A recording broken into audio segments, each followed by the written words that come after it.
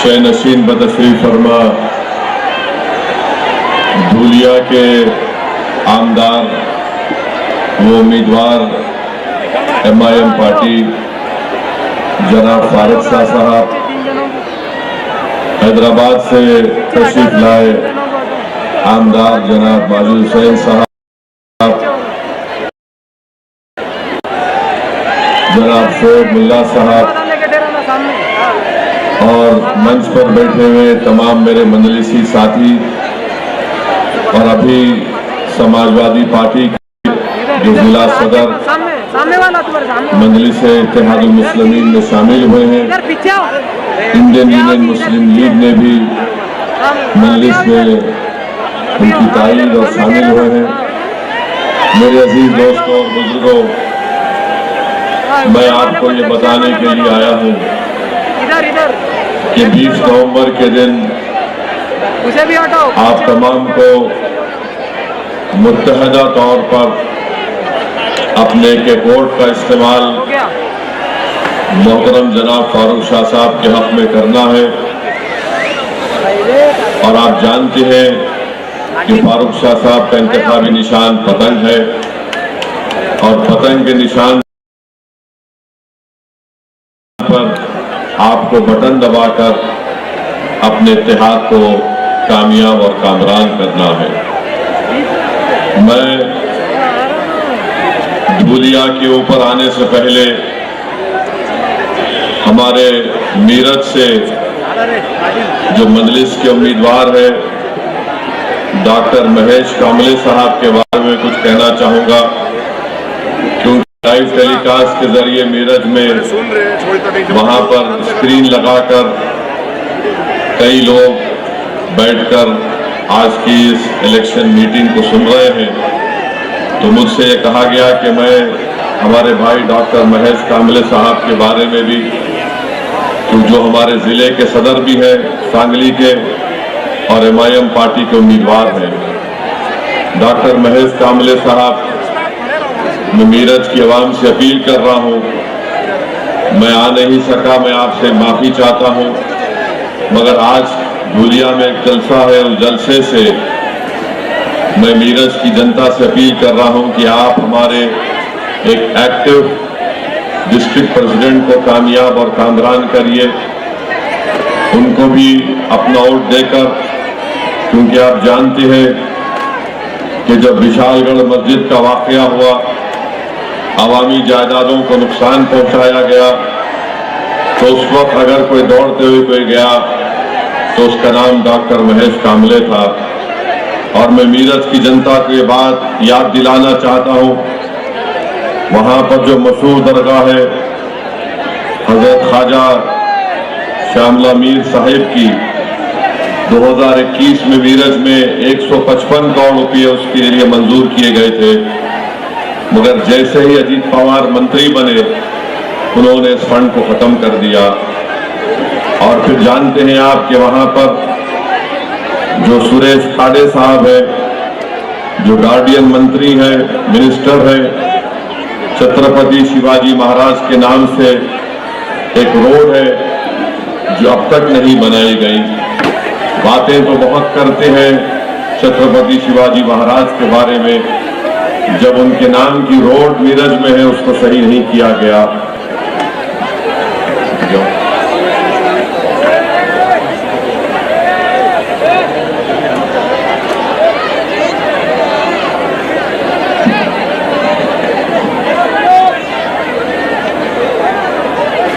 और फिर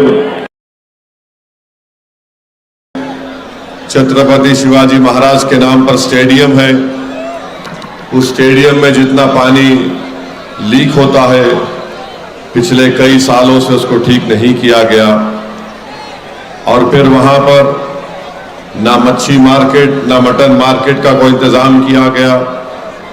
एक मिशन हॉस्पिटल है, वहां के मंत्री ने उसकी कोई मदद नहीं की, अब वो मिशन हॉस्पिटल बंद होने के दहाने पर आ गया। मैं मीरठ की जनता को याद दिलाना चाहता हूं कि बेदाग गांव में बीजेपी के सरपंच ने पालक मंत्री सुरेश खड़े के को साथ मिलाकर अंबेडकर, बाबा साहब अंबेडकर के नाम पर जो स्वागत कमान बनाया गया था उसको डिमोलिश किया। यही डॉक्टर महेश कामले साहब थे जिन्होंने मुंबई तक मार्च निकाला और पूरे भारत में इसको इशू बनाया, और आज उन्हीं की मेहनत की बिना पर 27 लाख की लागत से दोबारा वो अंबेडकर स्वागत कमान का काम तामीर हो गया। गुस्ताख रसूल का जब मसला आया, जिसने अनाप शनाप बकने की कोशिश की, जनाब डॉक्टर महेश कामले साहब आगे बढ़कर एहतजाज किए, पुलिस कंप्लेन किए। तो मेरी तमाम मीरज की जनता से ये पुरजोर अपील है कि आप 20 तारीख के दिन मेरे छोटे भाई डॉक्टर महेश कामले साहब को अपना वोट देकर आप मीरज की जनता के लिए एक बेहतरीन आमदार को इलेक्ट करिए ताकि आपके मसाइल हल हो सके। क्योंकि इलेक्शन आया तो बहुत से पार्टी के लोग सेकुलरिज्म का कपड़ा पहनकर हमारे दरमियान में मीरज में भी आ रहे हैं। आप उनसे पूछिए कि जब पार्लियामेंट का इलेक्शन हुआ था उन्होंने अपनी पार्टी से क्यों एक उम्मीदवार भी अल्पसंख्यक समाज का नहीं उतारा। और फिर लोग बुलंदबांग दावे भी करते हैं, मगर मैं मीरज की जनता से फिर से अपील कर रहा हूं कि 20 नवंबर के दिन आप अपना एक वोट वहां पर MIM पार्टी के कैंडिडेट को वोट देकर उनको एक अपना नया आमदार बनाइए। और मैं यकीन के साथ कह सकता हूं कि हमारे भाई डॉक्टर महेश कामले एक हरकियाती आदमी है, सेकुलर है, और अगर तमाम अल्पसंख्यक समाज और मराठा समाज के भी रिजर्व आरक्षण का मसला है, डॉक्टर महेश कामले मराठा समाज के बहुत बड़े लीडर जनाब जरांगे पाटिल साहब से भी जाकर मिलकर आए। तो मेरी उन तमाम मीरज की जनता से अपील है कि आप हमारे भाई डॉक्टर महेश कामले साहब को वोट देकर कामयाब करिए।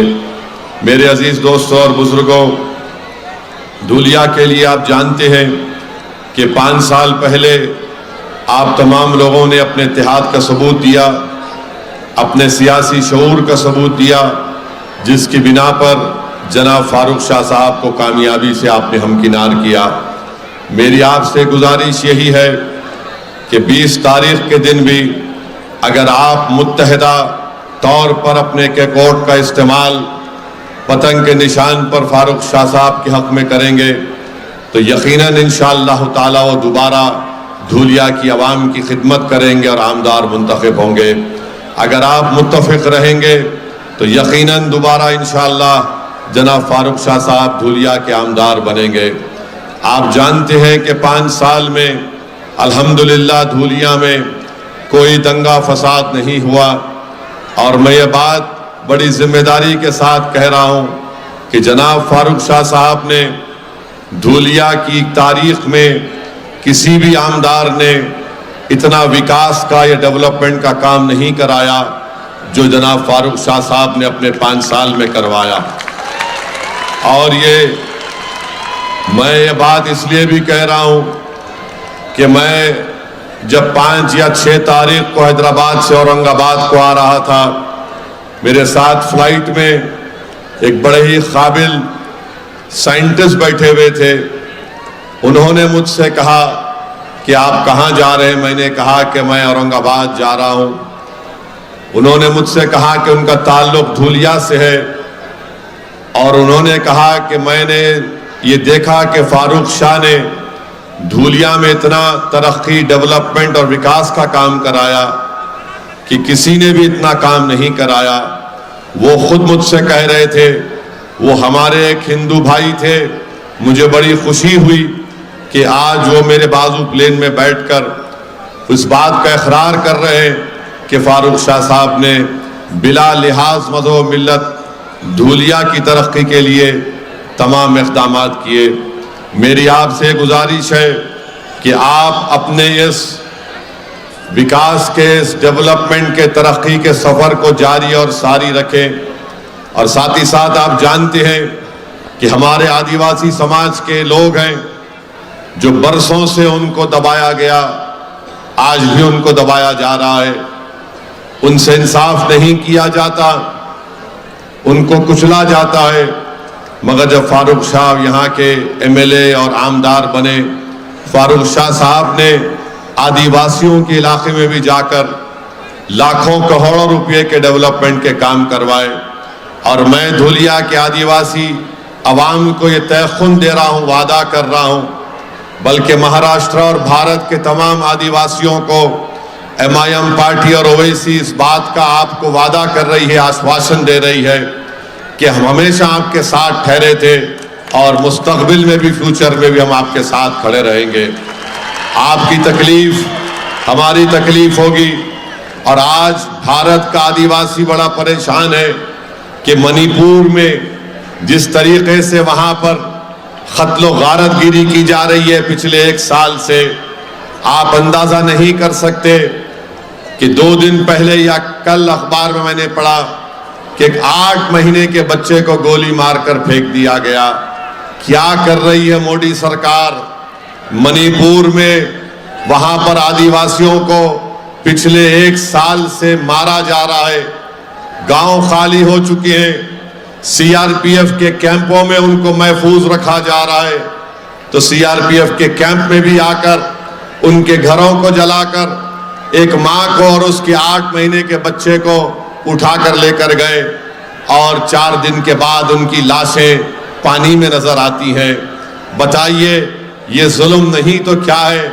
ये कौन सी सोच रखने वाले लोग हैं कि 8 महीने के बच्चे को उसकी मां के साथ सर में गोली मारकर फेंक दिया जाता है? मैं आदिवासी जनता से अपील कर रहा हूं कि आप देखिए मणिपुर में आज क्या हो रहा है। अमित शाह ने कहा था पार्लियामेंट में, मैं 15 दिन में मणिपुर को जा रहा हूं। हमारे देश के होम मिनिस्टर हैं, गृह मंत्री हैं, मगर एक मर्तबा भी अमित शाह पार्लियामेंट में बोलने के बाद मणिपुर को नहीं गए। जिस जगह पर जिरबाम जो जगह है जहां पर आज यहां पर कत्लो गारतगिरी की जा रही है, अमित शाह वहां पर नहीं जाते। क्यों नहीं जाते अमित शाह?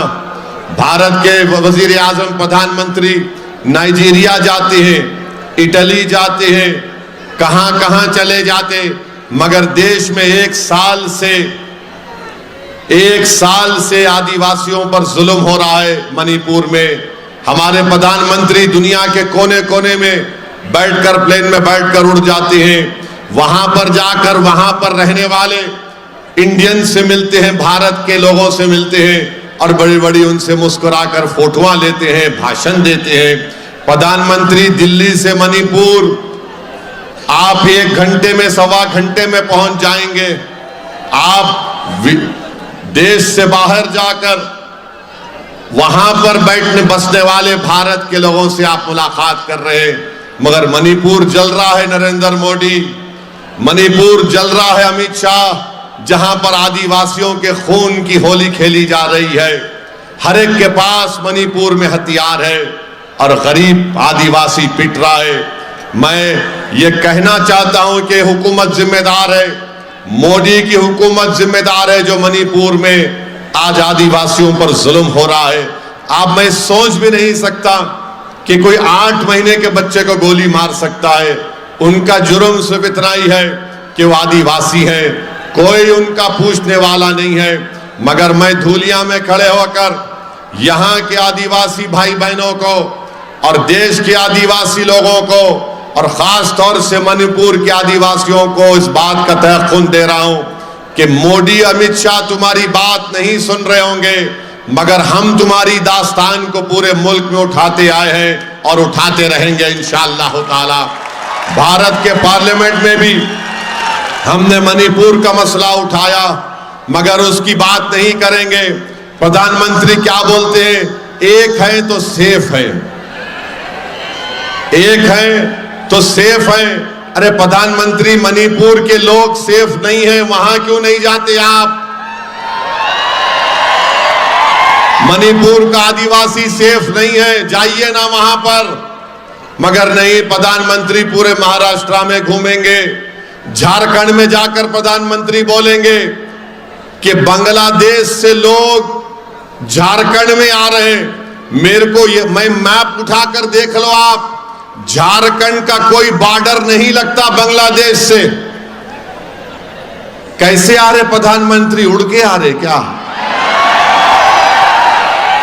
और अगर बॉर्डर क्रॉस कर रहे हैं तो बॉर्डर पर तो सेना है ना, बीएसएफ है, बॉर्डर पर तो बीएसएफ है और अमित शाह के अंडर है। तो ये अमित शाह की नाकामी है अगर बांग्लादेश से घुस के कोई झारखंड में आ रहा है तो। प्रधानमंत्री को चाहिए था कि अमित शाह को बिठाकर पूछते कि बोलो कैसे आ रहे हैं। बांग्लादेश का बॉर्डर झारखंड को नहीं लगता, मगर प्रधानमंत्री झारखंड में जाके बोल रहे हैं कि यहां पर आदिवासियों को खतरा है। अरे मणिपुर में 8 महीने के बच्चे को गोली मार दी गई प्रधानमंत्री, और बच्चे को गोली कैसे मारे? बच्चे को गोली मारे और उसकी मां को भी मारकर रस्सी से बांधकर पानी में फेंक दिए। ये जुल्म हो रहा। 100 से ज्यादा महिलाओं की इज्जत लूट ली गई है, मगर प्रधानमंत्री को फिक्र नहीं है। एक हैं तो सेफ हैं। अरे मणिपुर को जाओ नरेंद्र मोदी, जाकर बैठो आप मणिपुर में, मालूम करो कि क्यों हो रहा है उन आदिवासियों पे जुल्म, खत्म करो उसको, अमन पैदा करो। मगर नहीं, महाराष्ट्र में चुनाव है तो प्रधानमंत्री हर जगह पर प्लेन से उतरते हैं, आते हैं, अपनी लंबी लंबी फेंक कर चले जाते हैं। और फिर आप देखिए धूलिया में या महाराष्ट्र में चुनाव हो रहा तो उत्तर प्रदेश के मुख्यमंत्री को ला लिए यहां पर। बाबा आ गए महाराष्ट्र में, बाबा आकर बोलना शुरू कर दिए, बटेंगे तो कटेंगे, बटेंगे तो कटेंगे। इसका मतलब क्या है बोलो? तुम किसको बोल रहे बटेंगे तो कटेंगे? मैं बीजेपी को, अमित शाह को, आरएसएस को, मोहन भागवत को और ये मुख्यमंत्री उत्तर प्रदेश को जो आजकल एक टूरिस्ट के तौर पर पूरे महाराष्ट्र में फिर रहे हैं, तुम बटेंगे तो कटेंगे बोल रहे ना। तो फिर आपको मैं बता रहा हूं, उत्तर प्रदेश में महारानी लक्ष्मीबाई मेडिकल कॉलेज झांसी में 10 बच्चों, जो मासूम बच्चे होते हैं पैदा होने के बाद, जिनको न्यू नेटल केयर बोलते हैं, उसमें रखा जाता है, 10 बच्चे जल के मर गए उसमें। 10 बच्चे झांसी में, झांसी लक्ष्मीबाई मेडिकल कॉलेज उत्तर प्रदेश में 10 बच्चे जल के मर गए। ये मुख्यमंत्री वहां पर नहीं गया। वो जो माँ बाप अपने मासूम बच्चों को खो दिए, उस मां को तसल्ली देने नहीं गया जिसने 9 महीने अपने पेट में एक बच्चे को रखा, बेटी को रखा। जन्म देने के बाद, पैदा करने के बाद बच्चों में कॉम्प्लिकेशन आया तो न्यू नेटल केयर में रखा। ये ऐसा बेदिल मुख्यमंत्री है कि वहां पर जाकर उन बच्चों, जो बच्चे मर गए, उनके माँ बाप के सर पर हाथ रखता, वहां पर नहीं गए। यहां महाराष्ट्र में चुनाव है, आ गए और क्या बोल रहे? बटेंगे तो कटेंगे। अच्छा, आपको मालूम, ये जब अस्पताल में आग लगी, आप एक नाम लिख के रख लो, उसका नाम है याकूब मंसूरी। याकूब मंसूरी का नाम लिख लो। याकूब मंसूरी की बीवी ने 2 जुड़वा बच्चियों को जन्म दिया, उनको न्यू नेटल केयर में रखा गया और याकूब मंसूरी उस न्यू नेटल केयर के वार्ड के बाहर सो रहा था। आग लगी तो याकूब मंसूरी अंदर कूद गया। अंदर कूदकर उसने 10 ऐसे मासूम 6 महीने के, 3 महीने के बच्चों को बचाया और उनको लाकर 10 बच्चों को उसने जान बचाई। मगर याकूब मंसूरी ये नहीं देख रहा था, योगी आदित्यनाथ, कि किसका बच्चा है। याकूब मंसूरी के दिमाग में एक ही था कि बच्चे मासूम है और याकूब मंसूरी उन बच्चों को निकाल कर बाहर ला रहा था। और हुआ क्या? याकूब मंसूरी अपने 2 बेटियों को बचा नहीं सका, उसकी दोनों बेटियां आग में जल गई। याकूब मंसूरी की दोनों बेटियां आग में जल गई। अब बोलो योगी आदित्यनाथ, बटेंगे कटेंगे तुम बोल सकते याकूब मंसूरी के सामने जाकर? बोलो बीजेपी वालों, तुम बोल सकते याकूब मंसूरी के चेहरे पे जाकर बटेंगे तो कटेंगे? क्या देवेंद्र फडणवीस बोल सकते याकूब मंसूरी को वोट जिहाद, धर्म युद्ध? अरे इंसानियत भी कोई चीज होती है बीजेपी वालों। तुम क्या करना चाह रहे हो उस देश से? तुम आदिवासियों का कत्लेआम मणिपुर में नहीं रोक पा रहे हो। ये तुम जिस मुख्यमंत्री को लाकर महाराष्ट्र में फिरा रहे हो, उसको वो बटेंगे कटेंगे की बात कर रहा है। भाई रुक जाओ ना थोड़ी देर के लिए, रुक जाओ ना थोड़ी देर के लिए। क्या है वो? रुक जाइए थोड़ी देर के लिए। रुक जाइए, क्यों? कुर्सियां छोड़िए, बैठिए।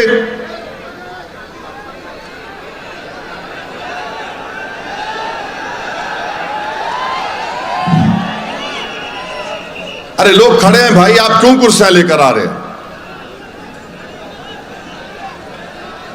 आज आप देखते हैं कि ये बातें कोई नहीं करता। प्रधानमंत्री नहीं बोलेंगे, देवेंद्र फडणवीस नहीं बोलेंगे, मोहन भागवत नहीं बोलेंगे, और ये उत्तर प्रदेश का मुख्यमंत्री योगी आदित्यनाथ नहीं कहेंगे।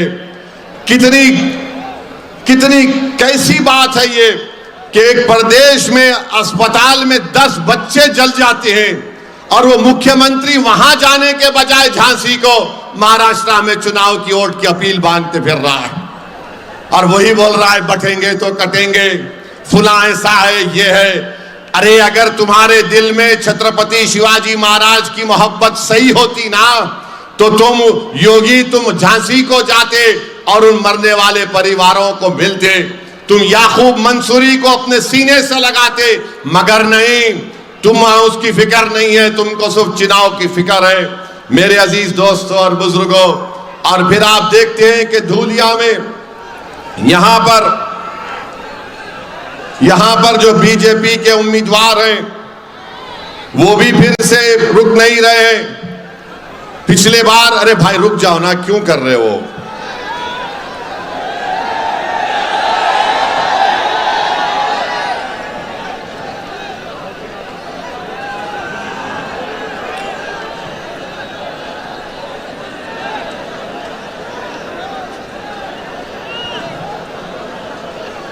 जितने लोग बैठ सकते बैठ जाओ भाई, थोड़ा बैठ जाओ ताकि उनको देखने में आसानी होनी। बैठ जाइए आप।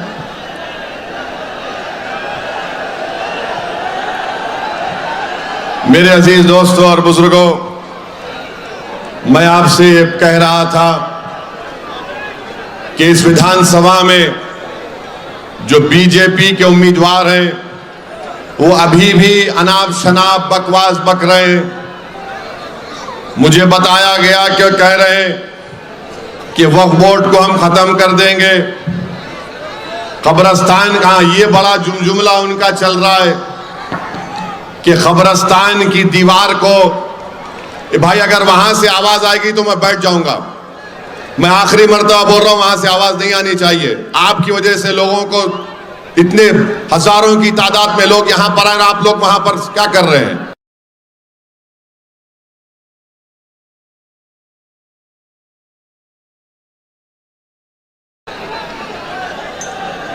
ये बीजेपी का कैंडिडेट रुक नहीं रहा है, अनाप शनाप बक रहा है और कह रहा है कि हम कब्रिस्तान की दीवार को तोड़ देंगे। अग्रवाल साहब,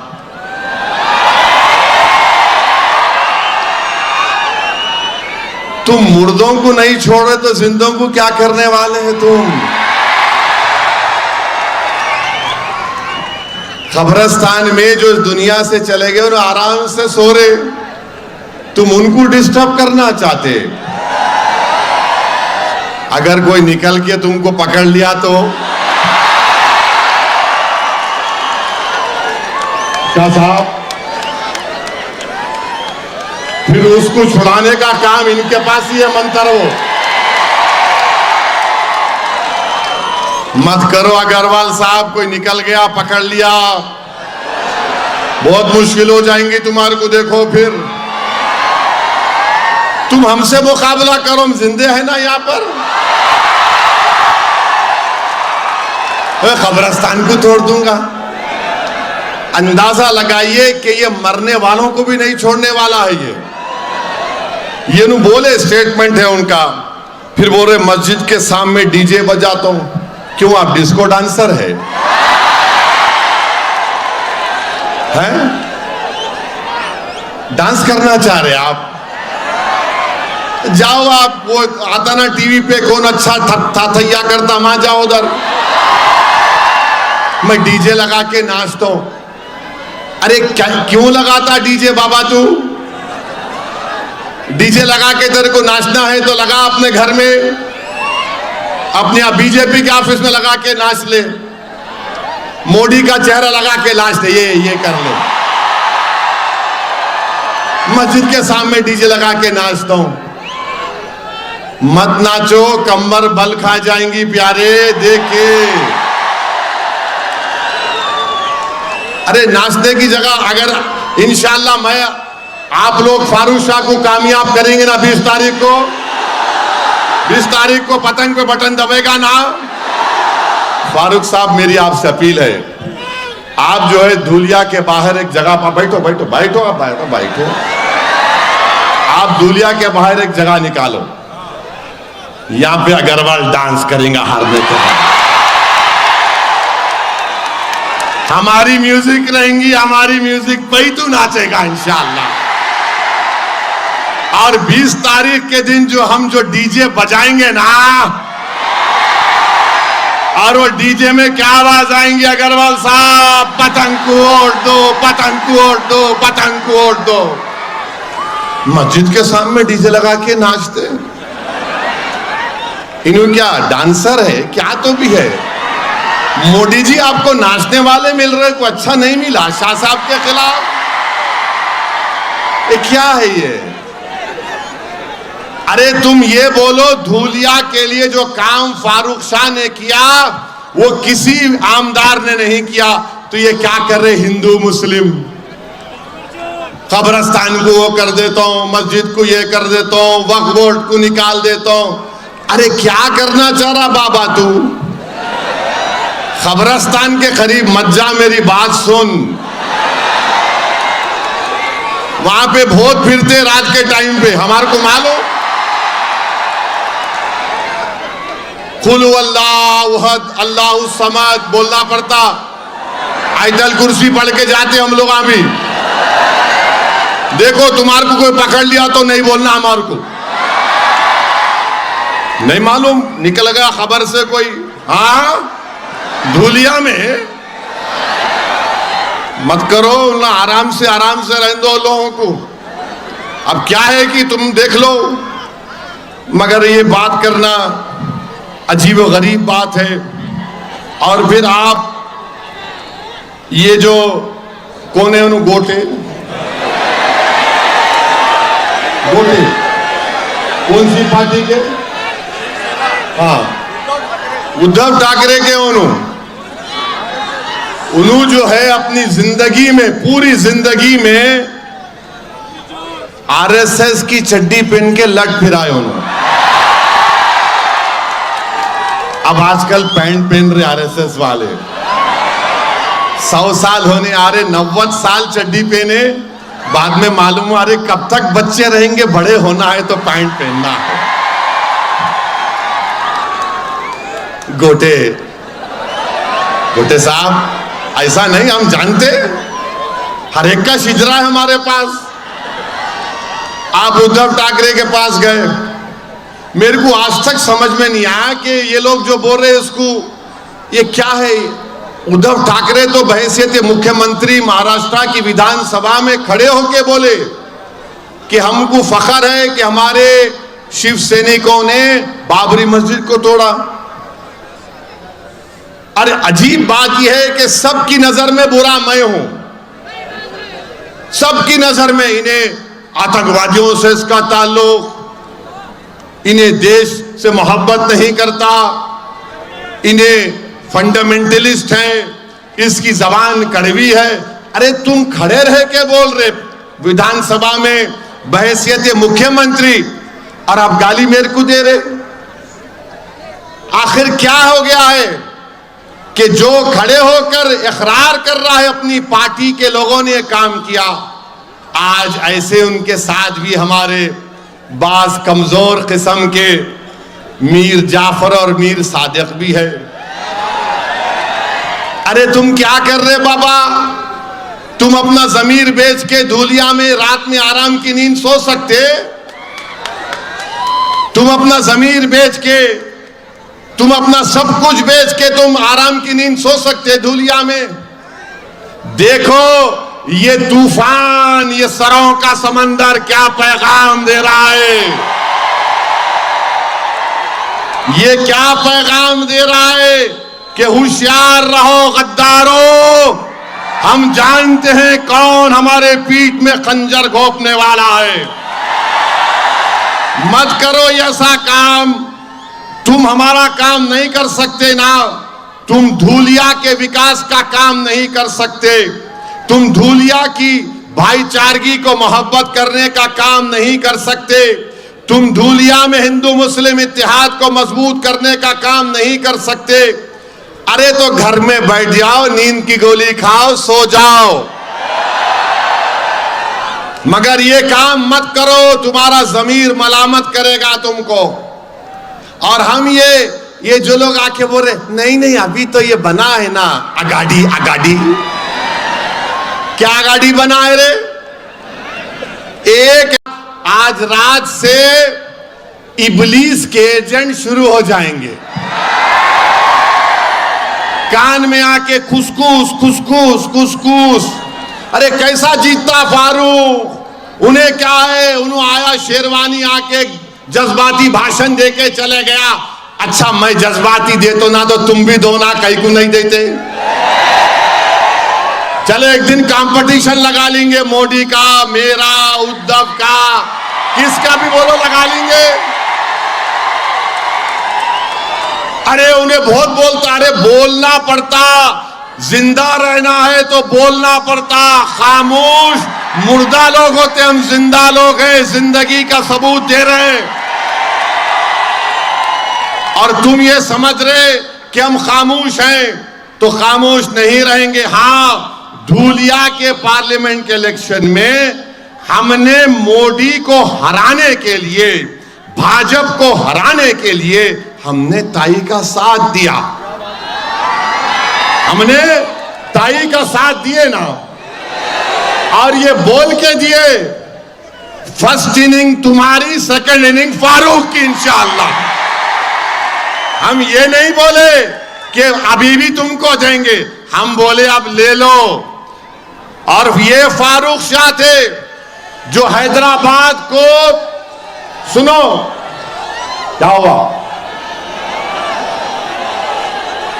आवाज नहीं आ रही? आ रही ना? ये आवाज चालू करो जी जरा, आवाज चालू करो। अपन चालू है, फुटने वाले नहीं है। यही फारूक शाह साहब थे जो हैदराबाद को 2 मरतबा है मेरे पास। आ रहा ये शोएब मुल्ला पलटाओ, तो पूरा पलटाओ। आ रही आवाज? नारे तकबीर, पूरी आवाज आ रही ना? नहीं आई है यार। ये धूलिया के नौजवान बहुत चालू है माशाअल्लाह। तुम लोग आज गुगली डाल रहे मेरे पे। तो फारूक शाह साहब 2 मरतबा हैदराबाद को आए। एक मरतबा के बोले साहब धूलिया पार्लियामेंट के बारे में आपको सुनना पड़ेगा मेरी बात। मैं बोला क्या है, इतनी दूर से आया बगैर बोले क्या है बोलो। बोले इसमें आप छोड़ दो, खामोश हो जाओ। अरे मेरा इम्तियाज जलील भी लड़ रहे ना, क्या करूं मैं? बोले नहीं साहब धूलिया के लिए कुछ नहीं करना। मेरा शाह साहब आप आगे बढ़ जाओ। बोले साहब नहीं, हमको अब की बार बीजेपी को रोकना है। मैं बोला मैं सोच के बोलता हूं। फिर 3 दिन के बाद फिर फारूक शाह आ गए। अरे बोला क्या तो भी है फारूक शाह साहब, आप हैदराबाद जा ही नहीं रहे क्या? बोले नहीं साहब आप जबान देना मेरे को, आप कैंडिडेट नहीं देंगे यहां से।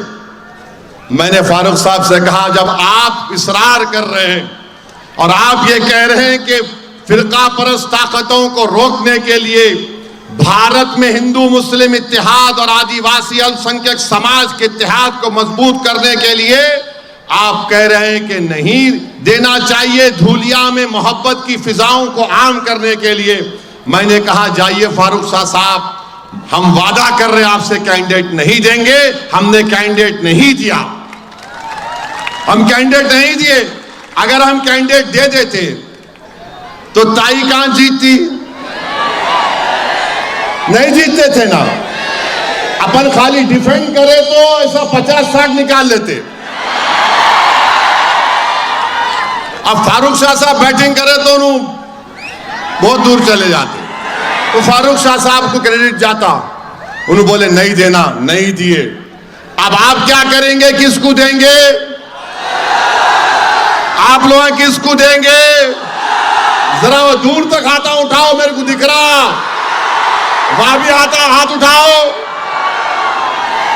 अब की बार फारूक शाह, ये 20 तारीख को आपको अपना एक वोट जनाब फारूक शाह साहब को पतंग के निशान पर बटन दबा कर दीजिए। ये जो लोग हैं, हाय हाय भी खत्म नहीं कर रहा, आराम से बैठो तो।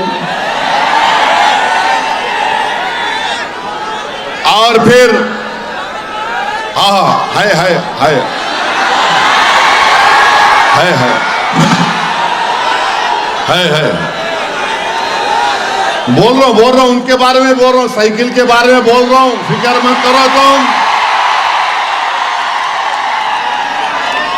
हाँ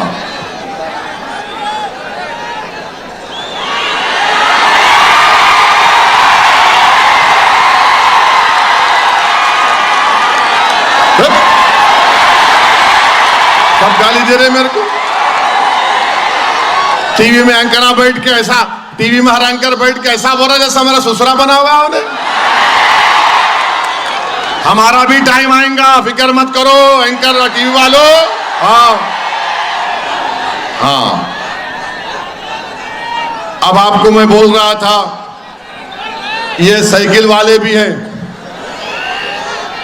साइकिल की दोनों पहियों में पंचर है, चेन आप उतार लिए, मेरे को मालूम साइकिल की। अब इन्हों ये समझ रहे कि मैं गम के पैंडला मारूंगा दूलिया में। मारो गम के पैंडल, तुम गम के ही पैंडल मारोगे। मगर इनका मकसद क्या है कि ये इनको पैसे दोनों से मिल रहे, इनको दोनों से। अब ये क्या कर रहे, मिठाई खा रहे, आपके इत्तेहाद को तोड़ना चाह रहे, आपको कमजोर करना चाह रहे। याद रखिए, याद रखिए, ये इलेक्शन फारूक शाह का नहीं है, ये इलेक्शन धूलिया के अमन को मजबूत करने का है। ये इलेक्शन धूलिया के विकास का जो काम फारूक शाह ने शुरू किया उसको आगे लेके जाने का है। ये इलेक्शन आदिवासियों को उनका हक दिलाने का है। ये इलेक्शन हमारे दलित समाज को और ताकतवर बनाने का है, जिसको बाबा साहेब अम्बेडकर ने उनको एक मुकाम दिया संविधान बनाकर। तो ये इलेक्शन 20 तारीख के दिन पोलिंग हमारे दलित समाज को साथ लेकर, उनका दिल जीतकर उनको ताकतवर बनाने का इलेक्शन है। ये इलेक्शन मेरे अजीज दोस्तों और बुजुर्गों, धूलिया को मजबूत बनाने का है। ये इलेक्शन मेरे अजीज दोस्तों और बुजुर्गों, उन ताकतों को रोकना है जो मजहबी इबादत गाहों को खत्म करना चाहते हैं, जो वक्फ बिल को कानून बनाना चाहते हैं। तो मेरी आपसे गुजारिश एक ही है कि एक एक वोट का इस्तेमाल करिए। 20 तारीख के दिन सुबह अपने घर से निकलिए, अपने मां और बहनों को लेके जाइए, पोलिंग बूथ को जाइए। धूलिया के आपके इत्तेहाद को मजबूत रखने के लिए याद रखिए, ये गोटे और अग्रवाल धूलिया के लिए इलेक्शन नहीं लड़ रहे। धूलिया के लिए अगर कोई इलेक्शन लड़ रहा है तो उसका नाम फारूक शाह है। ये गोटे और अग्रवाल धूलिया के इलेक्शन नहीं लड़ रहे, गरीबों को हक दिलाने के लिए नहीं लड़ रहे, आदिवासियों को मजबूत बनाने के लिए, दलितों को गले से लगाने के लिए, मराठाओं के आरक्षण की लड़ाई अगर कोई लड़ रहा है तो उसका नाम फारूक शाह है। तो मैं आप तमाम से अपील कर रहा हूं कि 20 तारीख के दिन अपने वोट को जाया मत करिए। अरे ये कौन है ये लोग जो हमेशा जब हम कामयाबी की सिमत आगे बढ़ते हैं, जब हमको हमारी मंजिल मकसूद नजर आती है, तो ये लोग पीछे से वार करने वाले बुज़दिल लोग हैं। अरे समाजवादी ये कौन सा इनका, अच्छा समाजवादी भी अगाड़ी में है नहीं है ना, अगाड़ी में है समाजवादी। तो गोटे भी लड़ रहे फारूक के खिलाफ, ये साइकिल वाला भी लड़ रहा, और उधर अग्रवाल साहब है। माने ये तीनों एक होकर एक फारूक से लड़ने को आ रहे, माने तीनों एक साथ हो गए। तू ये कर, तू वो कर, मैं ये कर। बहरहाल तीनों का काम क्या है? कैंची किंग किंग किंग किंग कठिन करना खाली। तो कैंची को चलने मत दो धूलिया की आवाम, मोहब्बत को आम करो, नफरत को खत्म करो। देश के प्रधानमंत्री यहां पर आए थे, आकर यहां पर धूलिया के तमाम डिस्ट्रिक्ट के अपने लोगों को बुलाया और बड़ी बड़ी बातें की। अब आपको हम बता रहे हैं, प्रधानमंत्री तो भाषण बहुत करते हैं, मगर मैं आपको बता रहा हूं, धूलिया की आवाम मेरी इस बात से मुत्तफिक होगी। और वो क्या है सुनो आप, अब वो क्या है जरा सुनो आप। कहां है वो? है कहां है? हाँ आ गया। अब प्रधानमंत्री नरेंद्र मोदी बोल रहे एक है तो सेफ है, फडणवीस बोल रहे वोट जिहाद, धर्म युद्ध। उन्होंने जो उत्तर प्रदेश से महाराज आए, बटेंगे तो कटेंगे। अग्रवाल बोल रहे मैं कब्रिस्तान में जो लोग सो रहे उनको उठा दूंगा, उठाओ, डीजे बजाऊंगा। गोटे आरएसएस के हैं, मगर असली मसला धूलिया में क्या है? प्राइस राइस, कीमतें आसमानों को छू रही हैं, जो कोई नहीं बात कर रहे। और क्या कीमत है? मैं बोलना चाह रहा हूं गोटे को, अग्रवाल साहब को, मोदी को, योगी को और फडणवीस को और शिंदे को भूल गया, इतनी देर नहीं बोला। तो जवार की कीमत 2014 में 30 रुपए थी, अब मार्केट में, धूलिया की मार्केट में उसकी कीमत 50 रुपये है। कितनी है? चावल 40 रुपये था, 60 रुपये में हो गया। गेहूं आटा 25 रुपये में था, अब 42 और 45 रुपीस के दरमियान में है। गुड़ 30 रुपये था, 55 रुपये हो गया। शक्कर 30 रुपये थी, अब 42 रुपीस में है। अब मोदी जी चाय बना के पिलाएंगे तो कैसा होगा? उन्होंने बोलते ना मैं चाय वाला, मगर 42 में शक्कर 42 में है। मसूर की दाल 50 रुपये थी 10 साल पहले, अब हो गई 90 रुपये में। तुअर की दाल 70 रुपये थी 10 साल पहले, अब 160 रुपये। लाल मिर्ची 100 रुपये में थी, धूलिया में 400 रुपये हो गई। हल्दी 100 रुपये में थी 10 साल पहले, अब 500 रुपये में हो गई। भिंडी 15 रुपये से 80 रुपये, बैगन 5 रुपये से 90 रुपये, हरी मिर्ची 20 रुपये से 80 रुपये, प्याज 10 रुपये से 60 रुपये हो चुका है, आलू 10 रुपये से 60 रुपये, पेट्रोल 72 में था, अब 104 रुपये लीटर, डीजल 55 रुपये था, अब 90 रुपये लीटर। गैस का सिलेंडर, मोदी जी पूरे देश में गैस छोड़ दिए। गैस का सिलेंडर 400 रुपये में था 2014 में, आज धूलिया में 818 से लेके 1160 में है। मिठा तेल 70 रुपये में था 10 साल पहले, 150 रुपये में हो गया। अब मोदी क्या बोले पार्लियामेंट के इलेक्शन में? भाइयों बहनों, ऐसा लगता है कि मैं अपनी मां के पेट से नहीं पैदा हुआ।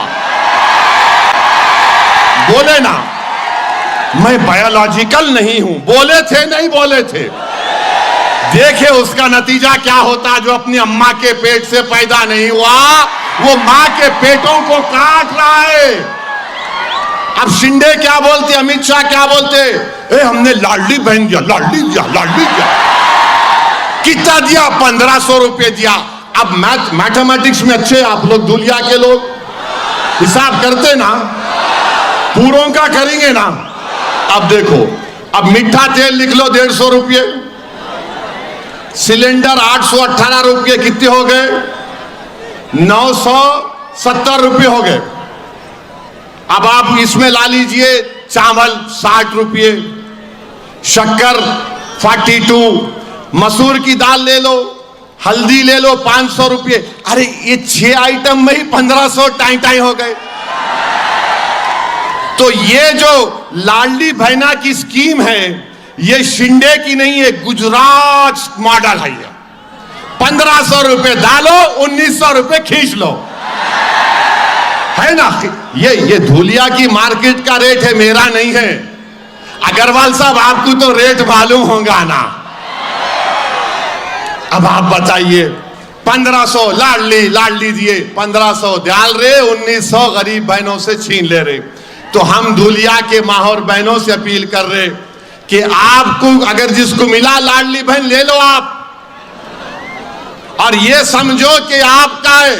शिंदे अपनी जेब से नहीं दे रहे, अमित शाह अपने घर से नहीं दे रहे, ये आपका पैसा है, आपको मिल रहा है। मगर इतना याद रखो, 1500 के नाम पे 1900 तुम्हारे से छीन ले रहे। किसान सोयाबीन उगाने वाला रो रहा है खून के आंसू, नहीं मिल रहा है एमएसपी उसको।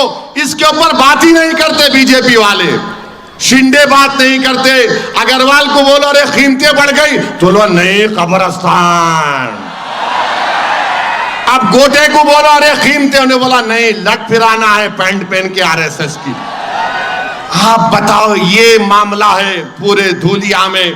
तो मेरी आपसे अदबन गुजारिश है कि आप अपना एक वोट मीरज में, धुलिया में और जहां जहां एमआईएम पार्टी के कैंडिडेट्स हैं उनकी लिस्ट मैं आपके सामने रख रहा हूं कि उन उम्मीदवारों को आप अपना वोट दीजिए। औरंगाबाद से इम्तियाज जलील साहब, नासिर सिद्दीकी सेंट्रल से, फारूक शाह साहब धुलिया से, मुफ्ती इस्माइल साहब मालेगांव से, वारिस पठान भिवंडी वेस्ट से, फैयाज साहब बैकुल्ला से, सैफ पठान मुंब्रा से, रईस लश्करिया महाराष्ट्र के सदर वर्सोवा से, फारूक शाब्दी सोलापुर से, महेश कामले मीरठ से, सम्राट सुरवाडे मुर्तजापुर से, सैयद मोइन नांदेड़ साउथ से, बबीता कनाडे कुरला से, मोहम्मद यूसुफ करांजे मनोरा से, अतीक अहमद खान मनकुर शिवाजी नगर से, कीर्ति दीपक डोंगरे हमारी बहन नागपुर नॉर्थ से। ये 16 कैंडिडेट के हक में पतंग के निशान पर आप अपना बटन दबाइए। और ये जो आ रहे हैं ना पीछे से वार करने वाले, ये पीछे से वार नहीं कर रहे हैं, ये धुलिया पर वार करना चाहते हैं।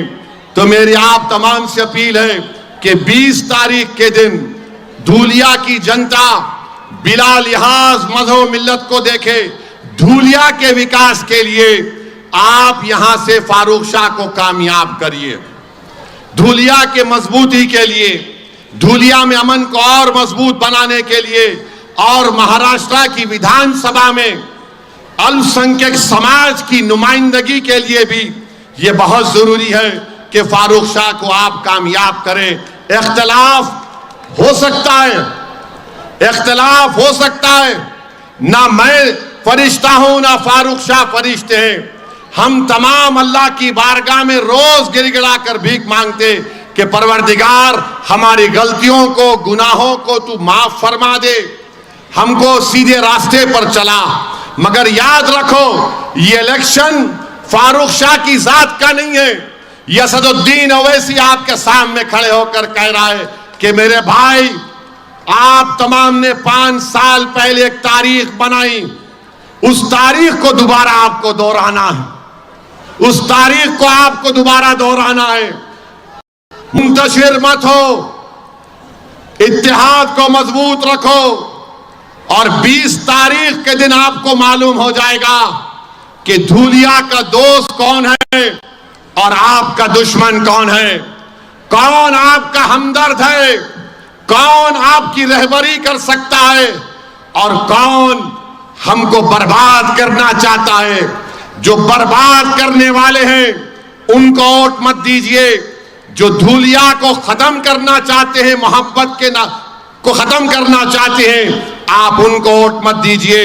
मेरी आप तमाम से अपील है कि 20 तारीख के दिन पूरे इत्मीनान के साथ, पूरे अपने अफराद खानदान के साथ निकलकर धूलिया को कामयाब करने के लिए, मोहब्बत को कामयाब करने के लिए, नफरत को खत्म करने के लिए आपको फारूक शाह को वोट देकर कामयाब करिए। मैं तमाम लोगों से अपील कर रहा हूं कि फारूक शाह को कामयाब करिए। आज ये आदमी दिन रात आपके दरमियान में रहा, इसने कोशिशें की, लड़ कर सरकार से पैसा लाकर काम करवाया। ये आपके वोट का मुस्तहिक है, ये धूलिया के लिए जरूरी है। तो 20 तारीख के दिन धूलिया के आसमानों पर क्या नजर आएगा? नहीं सुनाई दे रहा मेरे को, इतना जोर से बोलो कि मोदी भी चमक कर उठ जाए कि धूलिया से आवाज आ रही है। क्या आवाज आ रही है? आवाज क्या आ रही है? किसको वोट पड़ेगा? धूलिया के घर घर से क्या आवाज आएगी? ये नौजवानों के दिल से क्या आवाज आ रही है? मां और बहनों की दुआओं में क्या है? तो फिर आप मेरे साथ नारा लगाइए, पतंग को, पतंग को। इधर से भी आवाज आना, पतंग को। पीछे से भी आवाज आना, पतंग को, पतंग को, पतंग को। इत्तेहाद को बरकरार रखेंगे ना मेरे भाई? इत्तेहाद को मजबूत रखेंगे? कोई आकर तुम्हारे इत्तेहाद को नहीं तोड़ पाएगा ना? अरे वहां पे अपनी बोलो, हाथ उठाकर लगाओ नारा, इत्तेहाद जिंदगी है। और 20 तारीख को आप और हम क्या करेंगे? ऐसा डाल के, ये एक्शन लेके, zip zip zip zip zip zip zip zip zip. बहुत बहुत शुक्रिया। अल्लाह आपको